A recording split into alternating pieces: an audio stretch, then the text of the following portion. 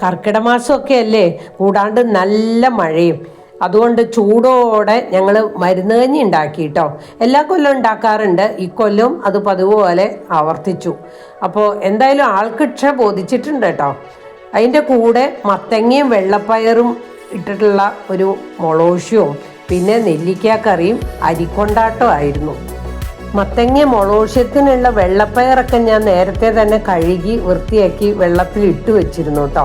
പിന്നെ ഔഷധക്കഞ്ഞിയുടെ കിറ്റ് വാങ്ങുകയാണ് ഞാൻ ചെയ്തത്. കാരണം അതിലടങ്ങിയിരിക്കുന്ന പല മരുന്നുകളും വെവ്വേറെ മേടിക്കാൻ കിട്ടിയില്ല. അതുകൊണ്ട് കിറ്റാണ് വാങ്ങിയത്. കിറ്റിൽ പക്ഷെ ഞവരയുടെ അരി തന്നെയായിരുന്നു കേട്ടോ. പിന്നെ കിറ്റിലുള്ള സാധനങ്ങൾ മാത്രമല്ല, ഞാൻ പല പയർവർഗ്ഗങ്ങളും അതിൽ ചേർത്തിട്ടുണ്ട്. അതൊക്കെ ഇന്നലെ തന്നെ കഴുകി വൃത്തിയാക്കി മുളപ്പിച്ചെടുത്തു കേട്ടോ.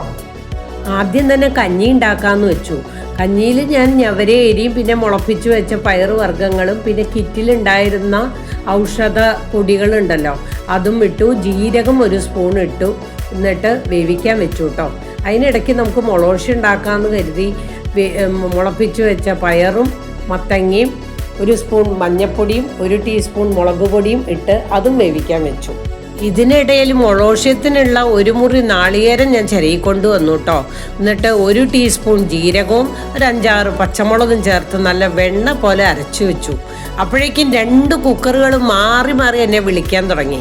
ആദ്യം തന്നെ കൂട്ടാൻ്റെ കുക്കറിനെ അറ്റൻഡ് ചെയ്യാമെന്ന് വിചാരിച്ചു. കുക്കർ തുറന്നപ്പോഴേക്കും പയറും മത്തങ്ങയൊക്കെ നല്ല അസലായിട്ട് വെന്തിട്ടുണ്ട് കേട്ടോ. പിന്നെ അരച്ചു വെച്ച നാളികേരവും ചേർത്ത് നല്ലോണം ഒന്ന് ഇളക്കി. ഒന്ന് തിളയ്ക്കാൻ തുടങ്ങിയപ്പോഴേക്കും അതിനാവശ്യമായിട്ടുള്ള ഉപ്പും ചേർത്തു. അത് നല്ലോണം തിളയ്ക്കുമ്പോഴേക്കും കുറച്ച് കരിവേപ്പിലയും പിന്നെ കുറച്ച് പച്ചവെളിച്ചെണ്ണയും ഒഴിച്ചിട്ട് വാങ്ങി വെക്കാൻ തീരുമാനിച്ചു. അങ്ങനെ മത്തങ്ങയും വെള്ളപ്പയറും മുളോശ്യം റെഡിയായി കേട്ടോ.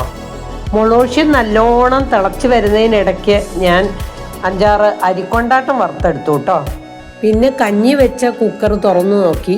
അതിൽ ഞവരേരിയും പയറുവർഗ്ഗങ്ങളും ഒക്കെ അസലായിട്ട് വെന്തിട്ടുണ്ട്. പിന്നെ 1 കപ്പ് നാളികേരപ്പാൽ ചേർത്ത് കഴിഞ്ഞാൽ കഞ്ഞി റെഡിയായി കേട്ടോ. നല്ലോണം ഇളക്കി ചേർത്ത് അത് വാങ്ങി വെച്ചു. ഇനി ഈ കഞ്ഞിയുടെ കൂടെ എന്തൊക്കെ പയറുവർഗ്ഗങ്ങളാണ് ചേർത്തതെന്ന് ഞാൻ പറഞ്ഞില്ലല്ലോ.